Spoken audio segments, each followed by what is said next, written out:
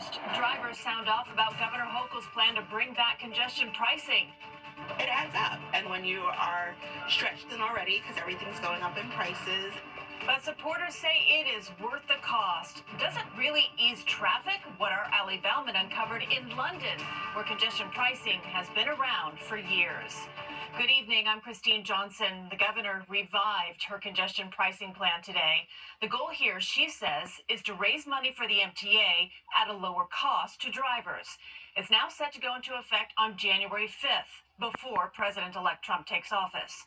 The new charge would be $9 for cars, lower than the previous $15. As Ali Bauman reports, the governor says that it's saving drivers money, but many do plan to fight this. We met Rachel Gordian running errands in Yonkers after a long day of work in Manhattan. How do you get into the city? I drive 3 days a week, and then I take the train 2 days a week. A school administrator in Chelsea, Gordian dreads congestion pricing. When you are stretched thin already because everything's going up in prices in the city, inflation and all that, it's just one more ding. After pausing congestion pricing indefinitely in June, Governor Kathy Hochul announced its relaunch on Thursday.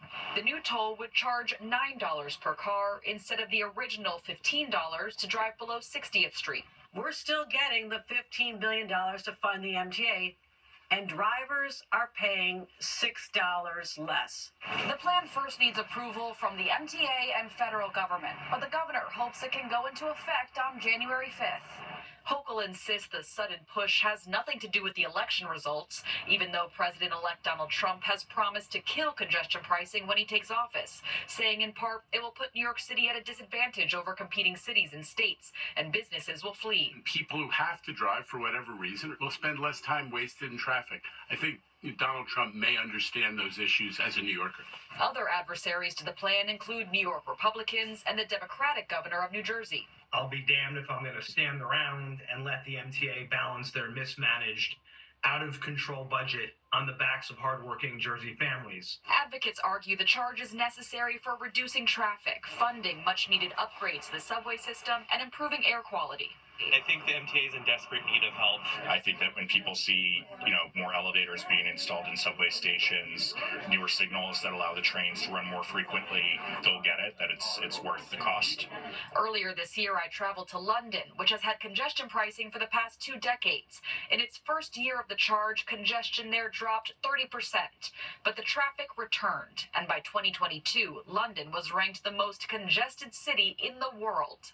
But it's not had the lasting effect on increasing traffic speeds and improving the predictability of journeys. It has put $3 billion into London's public transit, and the city attributes its slow traffic speeds to added bus and bike lanes. It's about overall vehicle numbers going down, but that space being repurposed for other uses. Back here in New York, commuters remain skeptical. They've been saying they're going to help the trains for years. I'm a native New Yorker. They still have not fixed the trains. Ali Bauman, CBS News, New York. If you take any of the 4 tunnels into the congestion zone, there may be some ways that you can save. Cars with Easy Pass can get credits of up to $5. It's $2.50 for motorcycles, $12 for small trucks and charter buses, and up to $20 for large buses. That is for peak hours only. Tolls would be reduced by 75% overnight. And for those that use the GWB, well, there are no credits on the table. We have much more on congestion pricing on our website, including the political ramifications of this plan on CBSNewsNewYork.com. President-elect Trump has made another cabinet pick tonight. He wants Robert F. Kennedy Jr., a longtime skeptic of vaccines, to be his next Secretary of Health and Human Services.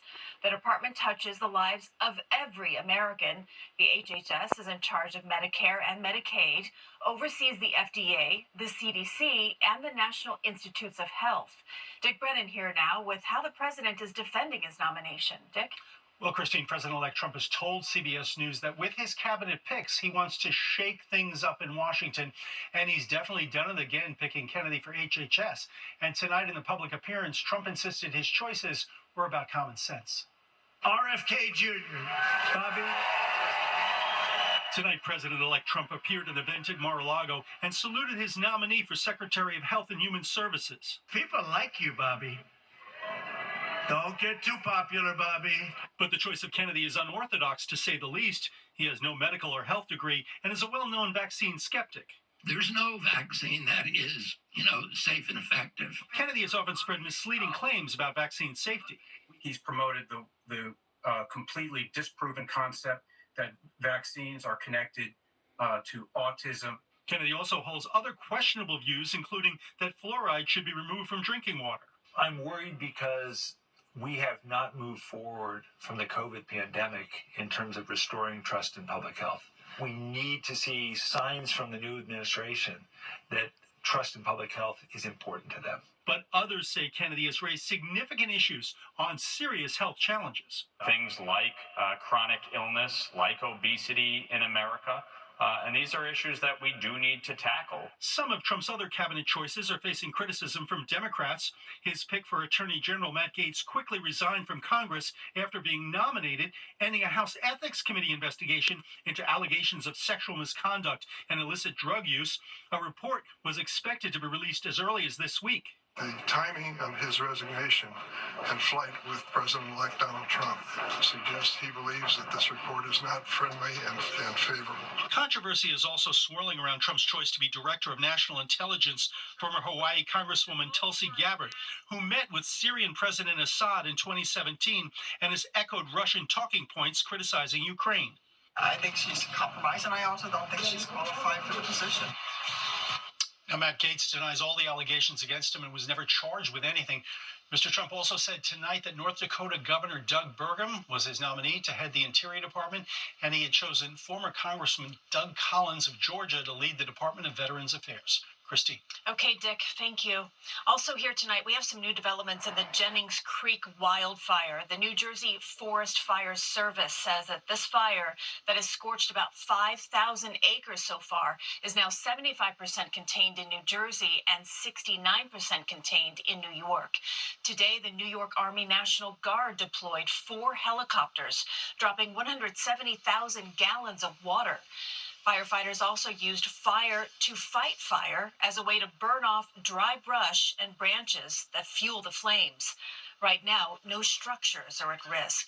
It has been now more than 40 days without any significant rain, and there is still no relief in sight. Let's bring in meteorologist Vanessa Murdoch in for Lonnie with our first alert forecast. Vanessa? Well, Christine, our official last fully rainy day was September the 29th with just over 3/4 of an inch of rain, but our deficit continues to climb, and our opportunity for significant rainfall over the next 7 is not looking very bright at all. Next Thursday brings us our best chance for some significant rainfall. Tonight, maybe a few drops as rain lifts through the region, but a few drops is all we get. The air is too dry. High pressure is forcing most of the rain to stay at bay. 40 overnight, mostly cloudy. It's definitely chilly out there. 30s and 20s in the suburbs. Tomorrow begins our warm-up. 57 degrees. We'll start with clouds. We'll end with sun, and the winds will be ramping up, increasing our fire risk once again. We'll get into that in my full forecast and warmer temps still. Back to you now, Christine. Okay, Vanessa, thank you. It is a place children go after school, but right now there is no heat and the ceilings leak.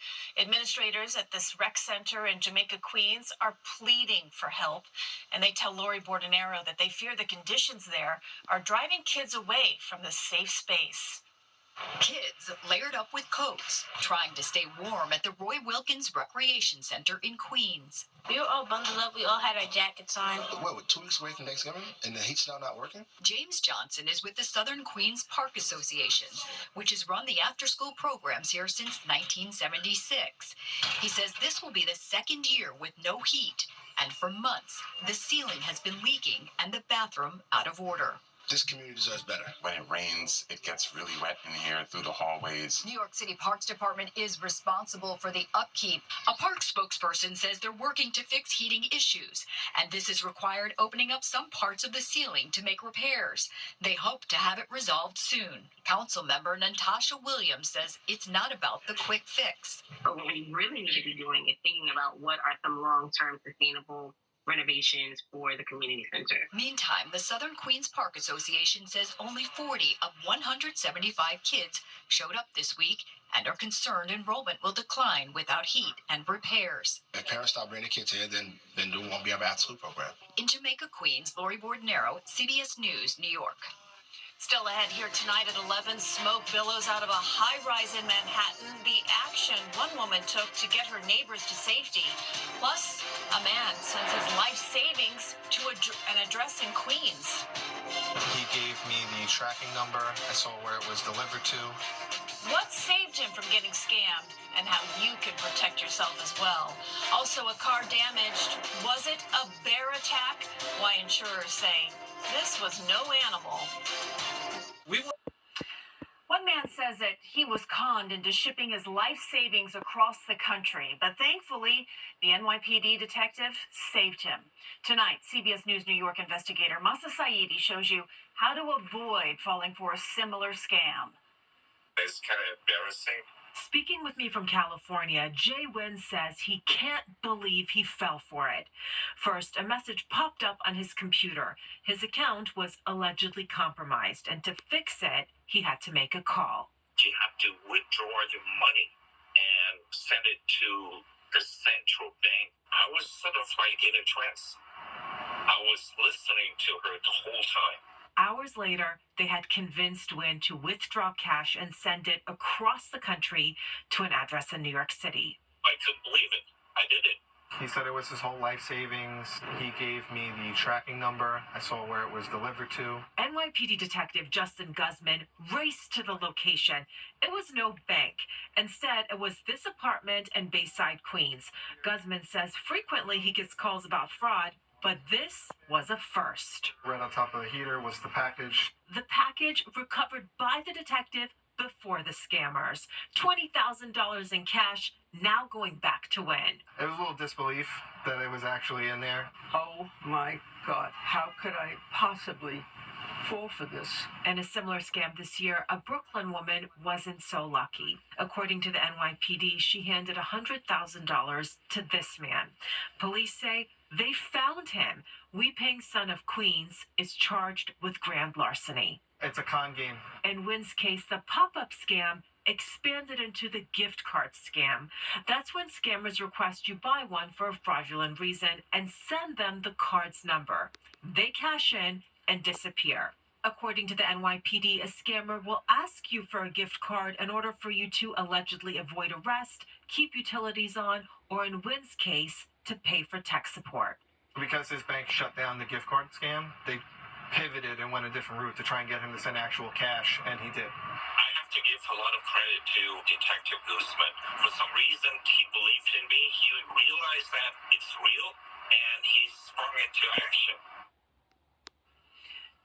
I can't help but feel for these people because you never think that you're going to get scammed by these criminals until you do, right? It's true. And there is a lot of embarrassment, and that's where I feel terrible for these folks.